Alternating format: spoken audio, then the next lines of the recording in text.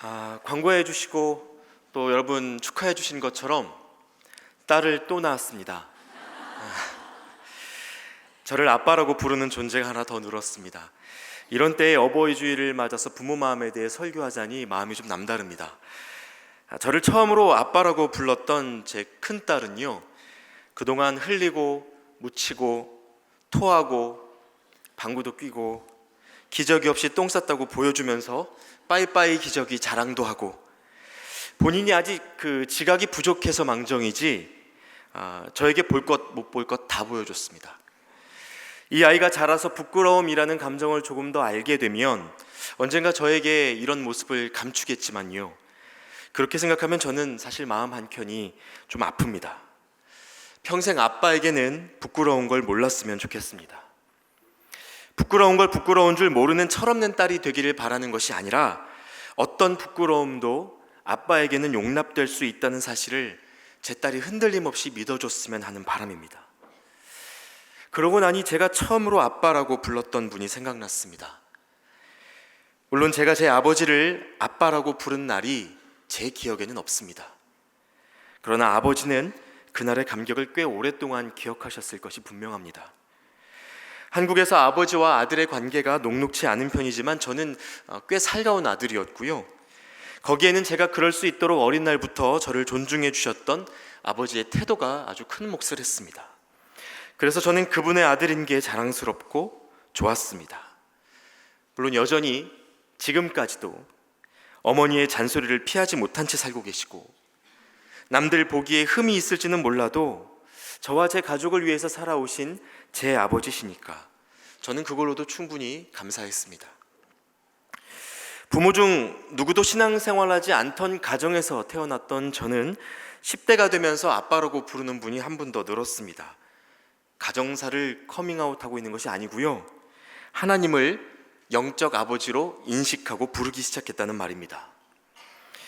그리고 성경이 하나님과 예수님의 관계를 아버지와 아들의 관계로 비유하는 것을 보면서, 그리고 부모와 자녀의 관계, 그리고 주를 믿는 모든 이들이 하나님의 자녀로 인정받는다는 사실을 말씀을 통해 접하게 되면서 이 부모와 자녀의 관계라는 것이 굉장히 영적이고 또 고귀한 연합의 관계를 대변한다는 것을 깨닫게 됐습니다. 그래서 언젠가 한번 질문해 보게 되었습니다. 왜 하나님이 인간의 몸을 입고 이 땅에 오실 때, 그리고 주를 믿는 모든 이들을 부르실 때 세상에 많고 많은 관계 중에 부모와 자녀의 관계, 그 이름을 선택하셨을까 생각해 봤습니다. 그리고 그것을 고민하다 보니 부모가 존재한다는 사실 자체에서 몇 가지 의미를 발견할 수 있었습니다. 첫 번째로요, 우리가 이 땅에 스스로 오지 않았다는 점입니다. 생명의 기원을 창조론이라고 부르기도 하고 진화론이라는 이름으로 부르기도 합니다. 기원이 어떻든 당장 우리는 부모님 없이는 이 땅에 올 수 없었습니다. 그렇죠?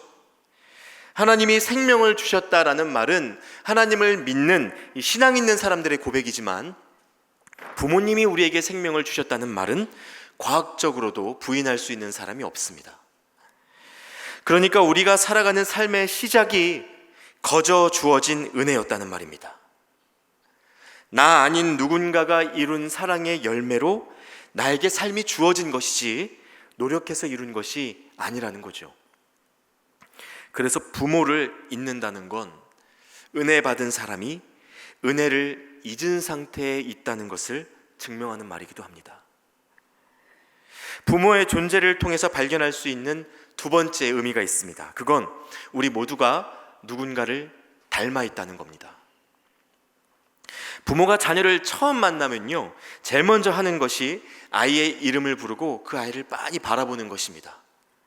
그리고 보는 동안 그 안에서 부모 자신의 모습을 발견하는 겁니다. 눈은 누구를 닮았구나, 코는 누구를 닮았구나, 이건 누구 거지? 이렇게 바라보면서 생각하는 겁니다. 부모 입장에서는 좋은 것만 물려주고 싶고 또 자녀 입장에서도 좋은 것만 받고 싶겠지만 그런 일은 일어나지 않습니다. 불가능한 일이죠. 부모의 외모뿐만 아니라 성격까지 자녀는 다 닮기 마련입니다. 제 큰딸이 춤추는 걸 정말 좋아합니다. 그래서 많은 분들이 보면서 묻습니다. 누구 닮은 거냐고. 그런데 저를 알고 제 아내를 아는 사람들은 이런 걸 질문거리로 여기지도 않습니다. 어쨌든 이렇게 자녀는 부모를 닮기 마련이고 그건 부모에게 또 하나의 큰 행복입니다. 그런데 여러분, 닮는다는 것이 구체적으로 무슨 뜻인지 아십니까? 닮는다는 것은 서로를 생각나게 한다는 말입니다. 부모를 보고 있으면 자녀가 생각나고 자녀를 보고 있으면 부모가 생각나는 그 상태를 서로 닮았다라고 말하는 겁니다. 다시 말해 부모 아래 태어난 우리 모두는 나 아닌 누군가를 생각나게 하는 존재로 살아가고 있다는 뜻입니다. 이어서 부모의 존재를 통해 발견할 수 있는 또 한 가지 의미는 우리에게 영원히 끊어지지 않을 관계가 있다는 점입니다. 세상에 수많은 인간관계가 있죠. 친구, 연인, 동료, 스승과 제자 등 사람들은 저마다의 방식으로 서로 관계 맺고 살아갑니다. 그런데 이 모든 관계들이 끊어질 수도 있고요, 새로운 차원의 관계로 변화될 수도 있습니다. 예를 들면 친구들끼리는요, 싸우고 나면 하루아침에 또 적이 될 수 있습니다. 또 반대로 사랑하면 하루아침에 연인이 될 수도 있습니다. 하나님과 사람 앞에서 100년 가약을 맺은 부부도 서류 받아서 도장 몇 번 찍으면 남이 됩니다. 그래서 님이라는 글자에 점 하나만 찍으면 남이 되는 장난 같은 인생사, 이런 가사로 된 유명한 트로트도 있지 않습니까? 있습니다. 모르십니까? 제가 그 세대라서 이런 예를 드는 것이 아니고 어버이날이니까 예화도 제가 이렇게 들고 있는 겁니다. 잘 안 믿으시는 것 같습니다. 자, 어쨌든 이렇게 세상 대부분의 관계들은요, 영원을 보장할 수 없습니다. 그러나 가족, 그 중에서도 부모와 자식 관계는 그렇지가 않습니다. 이 관계는 우리가 어떻게 해도 바꿀 수가 없습니다. 입양을 하거나 또는 부모가 재혼을 해서 부모님이 늘어나는 경우가 있기는 해도 자신을 세상에 있게 한 부모가 내 부모가 아닌 일은 죽어도 일어나지 않습니다. 우리가 어떤 인생을 살고 다른 사람에게 뭐라고 불리는 사람이 되든 상관없이 부모에게 우리는 영원히 아들이고 딸인 겁니다. 그래서 이 관계는 영원하다고 말할 수 있습니다. 여러분, 제가 지금까지 나눠드린 이런 점들이 부모가 존재한다는 그 사실 자체에서 발견할 수 있는 의미들입니다. 이런 점들을 생각하면 하나님이 왜 우리를 자녀라고 부르시는지 그 이유를 조금은 헤아릴 수 있습니다. 한번 정리해 볼까요? 하나님은 부모를 통해 첫째로 우리가 은혜로 이 땅에 왔다는 사실을 가르쳐 주기 원하시는 겁니다. 그리고 둘째로 하나님 형상으로 하나님을 닮은 우리가 하나님을 생각나게 하는 삶을 살기를 원하신다는 겁니다. 그리고 셋째로 하나님과 우리의 관계가 뗄래야 뗄 수 없는 영원한 관계임을 자랑하고 싶어 하십니다. 그래서 우리가 그렇게 하나님과 영원한 관계 속에서 살아가기를 기대하셨던 겁니다. 그러니까 하나님은 우리에게 육신의 부모님을 주시고 부모님을 만나 관계 맺는 모든 시간을 통하여 하나님의 마음을 느끼고 하나님을 생각하고 꿈꾸며 살아가는 그 삶을 먼저 경험할 수 있도록 기회를 주셨다는 말입니다. 그래서 매년 5월이 되면 온 교회가 또 가정을 강조하면서 가정이 곧 하나님 나라가 되기를, 그 안에서부터 하나님을 경험할 수 있기를 같이 기도하고 예배하는 것입니다. 자, 그런데 이쯤 되면 또 다른 질문이 마음 안에 올라오는 분들도 계실 겁니다. 목사님, 우리 부모님을 통해 하나님을 생각할 수 있다고요? 우리 집에서 살아보셨어요? 제가 사는 그 집이 하나님 나라라고요? 이런 질문들이 무엇을 의미하는지 저와 여러분이 다 이해하고 있으리라 생각합니다. 우리가 부모님과 맺는 관계, 우리가 가정 안에서 경험하는 신앙의 실체는 설교단에서 나누어지는 환상과 정말 많이 다르다는 거죠. 저도 잘 압니다. 은혜를 기억하게 하고 하나님을 생각나게 하고 영원한 관계를 꿈꾸기엔 많은 부모들이 준비 없이 부모가 됐습니다. 자녀도 자기가 태어날 줄 모르는 중에 자녀가 됐습니다. 그래서 사랑할 준비가 되지 않은 채 사랑해야 할 자녀를 품에 안은 이 부모의 연약함이 부모와 자녀 모두를 막막하게 만드는 일이 적지 않다는 것입니다. 부모도 어떻게 사랑을 줘야 할지 모르고 자녀 또한 어떻게 사랑받아야 할지 모릅니다. 그러니 부모에게 사랑을 되돌려 드리는 일은 더 먼 일이 되고 마는 것입니다. 쉽게 말해 부모나 자녀나 다 완전하지가 않은 것입니다. 더 솔직히 말하자면 우리에게 흠이 너무 많습니다. 그런데 부모와 자식 간에는 그 흠까지 닮아 있어서요, 그리고 그 흠을 다루는 방식까지도 닮아 있어서 서로가 서로를 어쩌지 못하고 깨져버린 관계가 부모 자식 간에 얼마나 많은지 모릅니다. 이런 상태에서는 부모를 공경하라는 메시지 당연히 편하게 들리지 않습니다. 사실 저도 해마다 이 시기가 되면 좀 안타까운 것이요, 많은 설교자들이 10계명의 제5계명인 출애굽기 20장 12절 말씀, 내 부모를 공경하라, 그리하면 내 하나님 여호와가 내게 준 땅에서 내 생명이 길리라, 이 말씀을 가지고 부모를 공경하는 자가 얼마나 많은 축복을 받는지 설교합니다. 가끔은 부모님을 사랑하지 못하면서 하나님을 사랑하는 게 말이 되냐고 설교단에서 혼을 내기도 합니다. 그러나 진짜 문제는 우리가 그것을 몰라서 못하는 것이 아니라는 겁니다. 부모님을 공경하면 복받고 가정도 화목해지고 우리도 더 행복해지고 할 거라는 걸 우리도 잘 알고 있습니다. 효도하고 싶은 마음도 어느 정도는 다 있는 것 같습니다. 문제는 이게 마음처럼 되지를 않는다는 건데, 그런 상황에서 부모 공경에 복받으라는 말을 들으면 이걸 도대체 어떻게 하라는 건가? 죄책감만 남는 경우가 허다한 겁니다. 그래서 여러분, 더더욱 오늘만큼은 그 정도에서 멈추지 않으셨으면 좋겠습니다. 성경은 그렇게 행할 수 없는 계명으로 우리를 억누르는 그런 강압적 말씀으로 되어 있지 않습니다. 본성으로 되지 않는다는 사실은 하나님이 누구보다 잘 알고 계십니다. 심지어 성경을 연구하는 학자들은요, 10계명 속에 그 무거운 계명들 속에 부모를 공경하라라는 말이 포함되어 있는 이유가 우상 숭배하지 말아라, 하나님만 섬겨라, 마음으로도 살인하지 말고 간음하지 말아라, 이런 명령만큼 중요하면서도 잘 되지 않는 그런 계명이기 때문이라고 말하고 있습니다. 여러분, 그래서 우리가 관점을 조금 바꾸어야 합니다. 부모 공경을 고민하는 일은 마치 우리의 이기적인 죄성을 직면하는 일과 같습니다. 선을 행하고 싶은데 그 마음이 악을 갚아주고 싶은 육신의 본성에 지듯이, 일어나고 싶은데 자꾸 눈이 감기고 그만 먹어야 되는데 자꾸 손이 가는 것처럼 부모님을 생각하는 마음이 나와 내 자녀만 보이는 우리의 이기심에 자꾸 진다는 겁니다. 그러므로 여러분, 부모님을 공경하는 일은 적어도 우리 그리스도인에게는 도덕이 아니라 신앙입니다. 부모님을 공경하고 사랑하는 일은 하나님을 사랑하고 섬기는 일처럼 해야 한다는 뜻입니다. 이 말이 구체적으로 무슨 뜻인지 말씀을 통해 한번 살펴보겠습니다. 오늘 우리가 읽은 구약의 말씀은 여러분이 노아의 방주로 잘 알고 계시는 그 노아와 세 아들의 이야기로 구성되어 있습니다.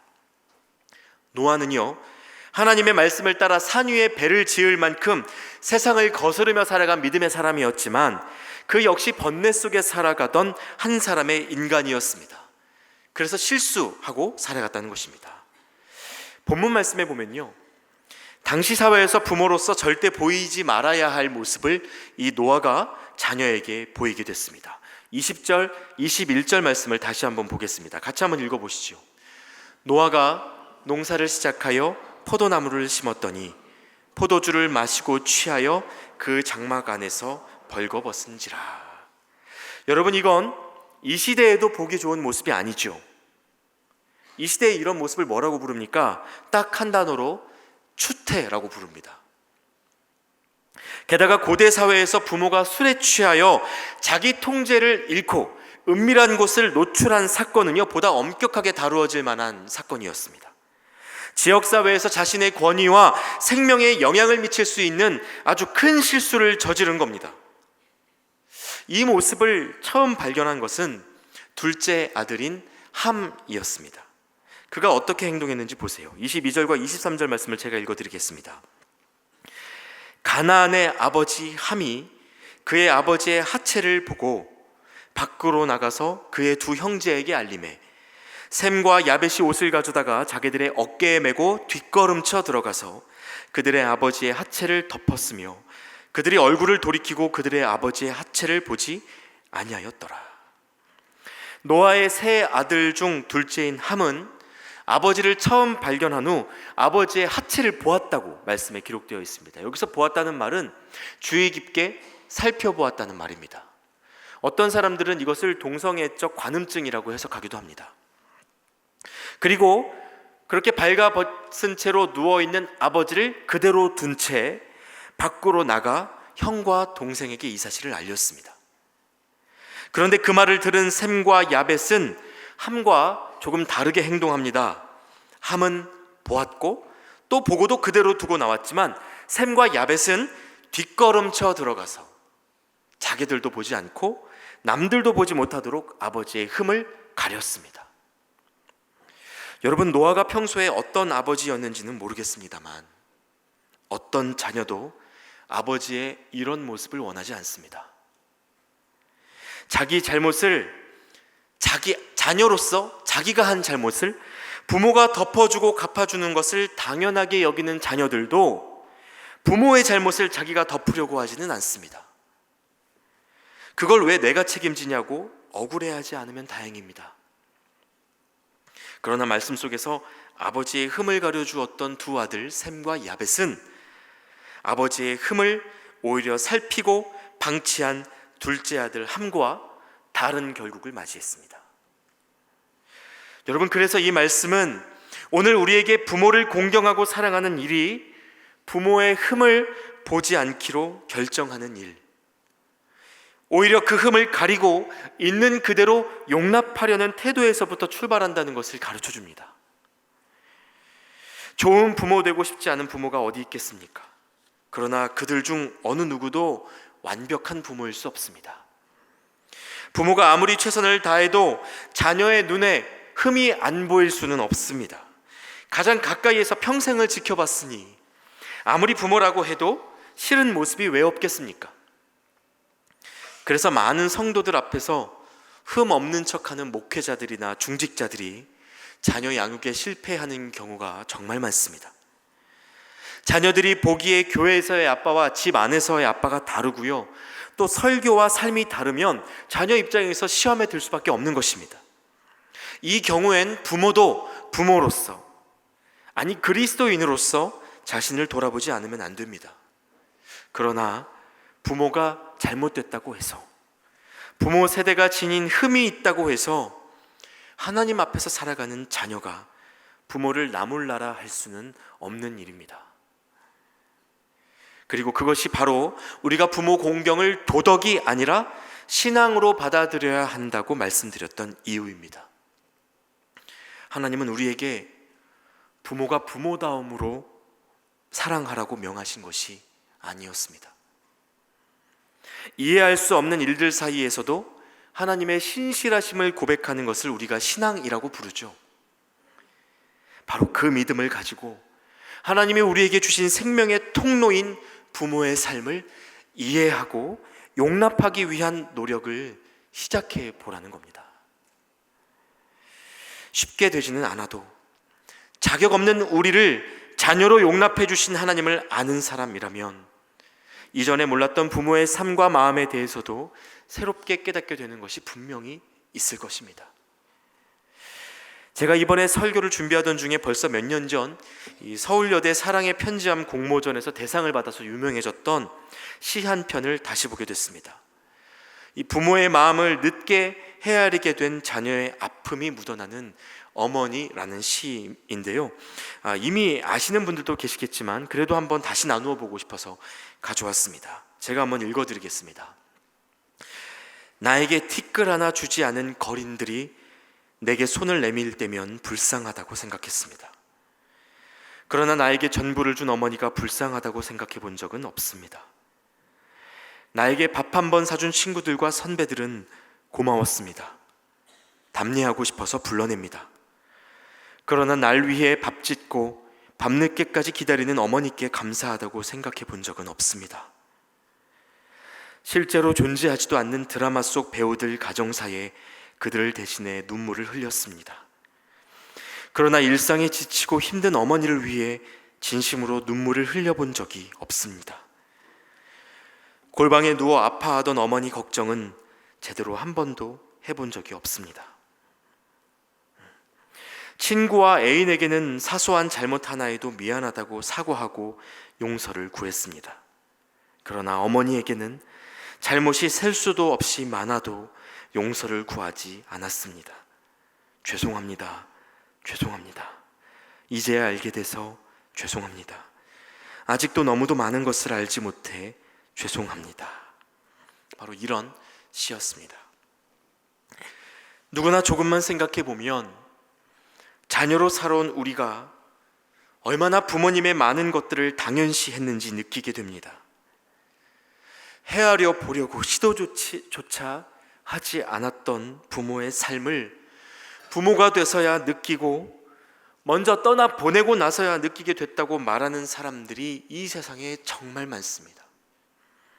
그러나 여러분, 특히 청년 여러분, 그때까지 시간 끌며 기다리지 않으셨으면 좋겠습니다. 지금은 느끼지 못할지언정 부모에 대한 용서는 사랑받기에 실패한 자기에 대한 용서이기도 하고요, 이 땅에 사서 살아갈 생명을 주신 하나님에 대한 용납이기도 합니다. 그래서 부모님을 이해하고 사랑하는 일은 자기 스스로를 사랑하는 일이 되고 또 하나님을 사랑하는 일이 됩니다. 이건 미루고 기다릴 일이 아닙니다. 하나님께서 오늘의 우리에게 주시는 은혜의 초청이라는 것입니다. 이 관계가 풀리면, 부모님을 마음에 품게 되면 오늘 설교 전반부에서 제가 나누었던 것처럼 은혜를 기억하게 되고 하나님 닮은 나를 회복하게 되고 영원한 관계를 꿈꾸게 되기 때문에 삶과 신앙에 대한 그 태도 전체가 새로워지게 됩니다. 부모를 이해하면서 하나님을 이해하게 된다는 말입니다. 사실 부모 공경의 관점으로 보면 하나님이 하시는 일들 속에서도 마음에 거리낌을 주는 일들이 정말 많습니다. 그 대표적인 사건이, 그 문제의 장면이 멀리 갈 것도 없이 바로 오늘 복음서 말씀의 본문입니다. 이 복음서 말씀의 본문 대화를 한번 보십시오. 요한복음 19장 25절부터 27절까지의 말씀이었는데요, 다시 한번 같이 한번 읽어보겠습니다. 예수의 십자가 곁에는 그 어머니와 이모와 글로바의 아내 마리아와 막달라 마리아가 섰는지라. 예수께서 자기의 어머니와 사랑하시는 제자가 곁에 서 있는 것을 보시고 자기 어머니께 말씀하시되 여자여 보소서 아들이니이다 하시고 또 그 제자에게 이르시되 보라 내 어머니라 하신대 그때부터 그 제자가 자기 집에 모시니라. 아멘. 우리가 이것을 하나님의 말씀으로 받고 듣고 있습니다만 여러분께 한번 질문해 보고 싶습니다. 여러분, 이게 효도입니까? 다른 아들한테 부모 맡기고 눈앞에서 세상 뜨는 게 이게 정말 기특한 일입니까? 저는 10대 시절에요, 카톨릭 신자인 어떤 어르신으로부터 개신교는 어머니 공경 모른다고, 그래서 마리아 섬길 줄 모른다고 교회 다니지 말라고 혼인한 적도 있습니다. 그때 제가 어린 마음에 생각하기를, 아니 왜 예수님의 어머니를 우리가 맡아야 되나, 그런 생각을 제가 했던 기억이 있습니다. 지금 예수님이 그것을 하고 계시지 않습니까? 이 본문뿐만이 아닙니다. 생각해보면 예수님이 제자들 부르실 때도 부모 장례를 뒤로 하고 나를 따르라 라고 말씀하지 않으셨습니까? 하늘의 일로 부르시느라 때로는 부모 자식 관계도 뒤로 하도록 부르신 게 예수님 아니셨던가요? 뭔가 앞뒤가 안 맞는 것 같은 느낌이 들더라는 겁니다. 그런데 여러분, 이것이 바로 세상 도덕이 말하는 효도와 성경이 말하는 부모 공경의 차이입니다. 우리는 그리스도인으로서 사랑하는 부모님과 이 땅의 삶만을 꿈꾸지 않습니다. 부모님을 사랑하기 때문에 하나님의 나라를 준비하지 않을 수 없습니다. 그래서 그리스도인들이 행하는 사랑은 서로를 움켜주는 사랑이 아닙니다. 부모님을 더 사랑하시고 나를 더 사랑하시는 하나님께 서로를 맡겨드리는 사랑입니다. 그래서 제가 존경하는 한 선교사님은 그분의 사랑하는 아들이 선교사가 되어서 선교사의 무덤이라고 불리는 나라로 파송받아 떠날 때 땅끝에서 죽어 하늘 복판에서 만나자라고 말씀하시면서 보내셨던 것을 제가 들었습니다. 영원한 삶을 향한 소망을 갖고 있기 때문에 육신의 부모를 통해 하늘의 하나님까지를 바라보며 살아가고 있기 때문에 이렇게 말할 수 있는 것입니다. 그래서 여러분, 수많은 순교자들의 부모가 하늘나라로 먼저 떠난 그들의 아들, 딸을 자랑스러워합니다. 세상 불효를 행한 자식을 앞에 두고도 나는 지금도 여전히 너로 인하여 행복하다라고 고백합니다. 그래서 오늘 말씀 속에 예수님은 자녀로서 감당할 수 있는 최고의 길로 들어선 겁니다. 자기 목숨을 걸고 어머니의 영생을 여는 길로 걸어가셨기 때문입니다. 여러분, 예수님을 닮아 성장하는 사람들은 어느 순간 저마다 이러한 때를 맞이합니다. 부모가 나를 지켜주는 줄 알았는데 이제는 내가 부모를 지켜야 한다는 것을 깨닫는 일종의 터닝 포인트입니다. 저와 여러분 모두가 이때를 늦지 않게 맞이할 수 있기를 축복합니다. 예수님이 아기로 태어나셔서 어머니 마리아를 의지하고 크셨지만 어느 순간 자기가 어머니까지도 구원해야 할 메시아의 사명을 안고 있음을 발견하셨던 것처럼 내 삶으로 부모에게 되돌려 드려야 하는 것이 무엇인지, 내 인생에 담긴 하나님의 뜻이 무엇인지 발견하게 되는 그 순간을 늦지 않게 빠르게 경험하실 수 있기를 축복합니다. 여러분, 이때가 되면요, 부모로부터 받는 것을 당연하게 여겼던 우리의 좁은 마음이 열리기 시작하고요, 하나님께 받는 사랑만 생각하던 삶이 드려야 할 사명을 생각하는 삶으로 바뀝니다. 쉽게 말해서 내 것인 줄 알았던 나의 삶이 부모님과 하나님께 어떤 의미인지 알게 된다는 것입니다. 한 번도 그것을 고민하지 않고 살아오셨던 분이 계실지도 모르겠습니다. 그러나 여러분이 살아가고 있는 그 삶은 여러분뿐만이 아니라 여러분의 부모님과 하나님께 어마어마한 의미라는 것을 기억하셨으면 좋겠습니다. 자, 그렇다면 이걸 깨달은 자들의 삶은 어떻게 바뀔까요? 부모의 마음을 알고 하나님의 마음을 아는 자녀들은 뭘 할까요? 이제 마지막으로 그 답을 찾는 데 힌트가 되셨으면 하는 마음으로 초보 아빠이지만 부모로 살아가는 제게 주셨던 그 마음의 변화에 대해 들려드리고 말씀을 마치려고 합니다. 여러분, 저는 부모가 된 뒤 한 번도 하지 않았던 걱정을 하게 됐습니다.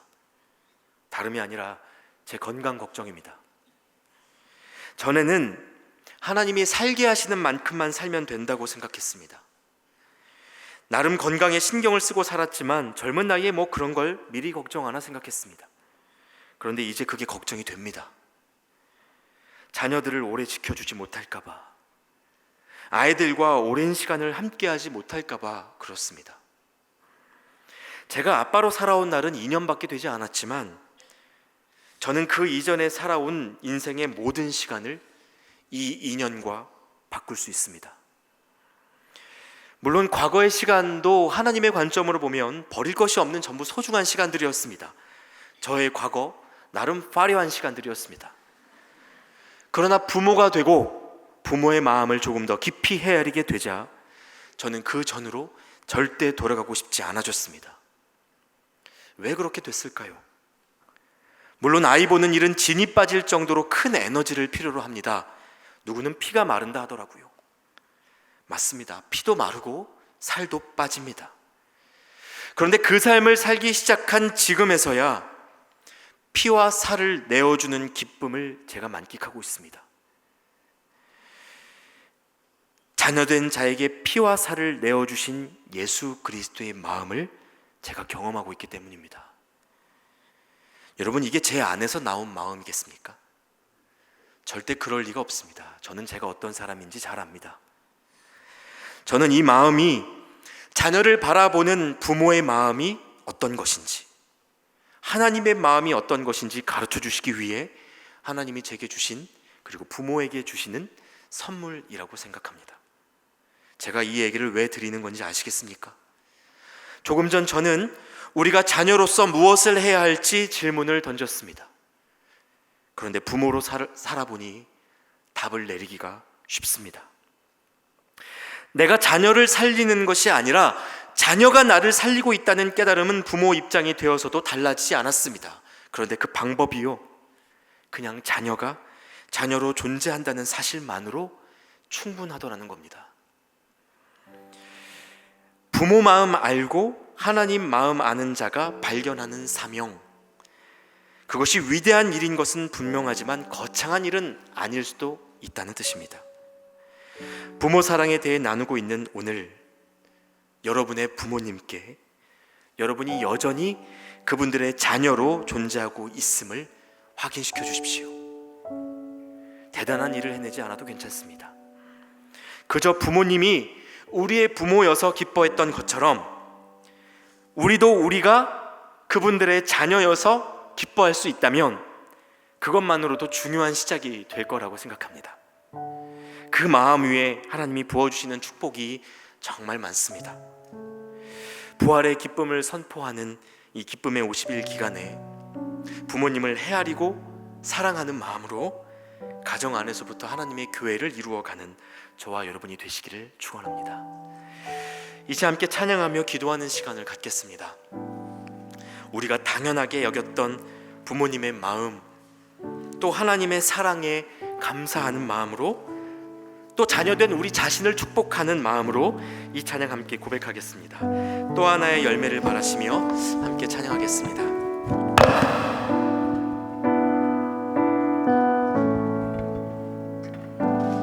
감사해요. 깨닫지 못했었는데 내가 얼마나 소중한 존재라는 걸 태초부터 지금까지 하나님의 사랑은 항상 날 향하고 있었다는 걸 고마워요. 그 사랑을 가르쳐준 당신께 주께서 허락하신 당신께 그리스도의 사랑으로 더욱 섬기며 이제 나도 세상에 전하리라.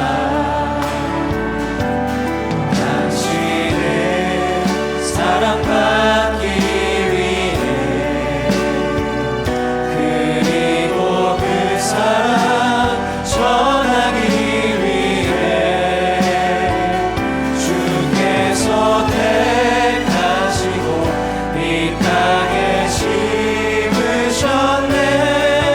또 하나의 당신은 사랑받기 위해, 그리고 그 사랑 전하기 위해 우리 가슴 위에 손을 얹고 함께 찬양하겠습니다. 당신은 사랑받기 위해 그리고 그 사랑 전하기 위해 그리고 그 사랑 전하기 위해 주께서 택하시고 주께서 이 땅에 심으셨네. 이 땅에 심으셨네. 또 하나의 열매를 바라시며 이 시간 함께 기도하겠습니다. 우리가 하나님 안에서 자녀로서의 사명을 발견하게 하시고 부모님의 마음을 품고 헤아리는 자로 살아가게 해달라고 간구하며 우리와 우리 부모님을 위해 함께 기도하는 시간 갖겠습니다. 함께 기도하시겠습니다. 하나님 감사합니다. 우리를 이 땅에 자녀로 불러 인도하여 주시고 우리가 누군가의 자녀로 살아갈 수 있도록 인도하여 주시며 감사합니다. 하나님 이 시간 기도하오니 하나님 우리가 한 번도 헤아리지 못했던 부모님의 삶과 그 마음을 헤아릴 수 있도록 우리의 마음을 하나님 주시고 우리 하나님의 인도하여 주시옵소서. 하나님 인도하여 주시고 하나님 인도하여 주셔서 하나님의 뜻을 헤아리고 하나님 부모님을 바라보며 하나님의 뜻을 이해할 수 있는 하나님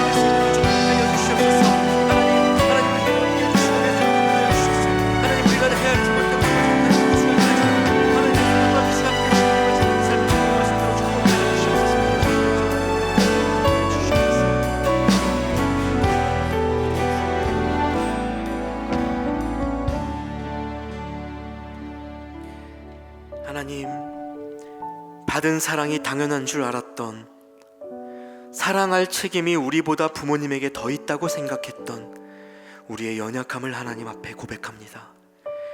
우리에게 지혜를 더하시고 하나님의 마음을 더하여 주셔서 우리를 낳고 기르며 수고하고 헌신했던 아버지 어머니의 마음을 아는 자녀로 살도록 우리를 새롭게 하여 주십시오.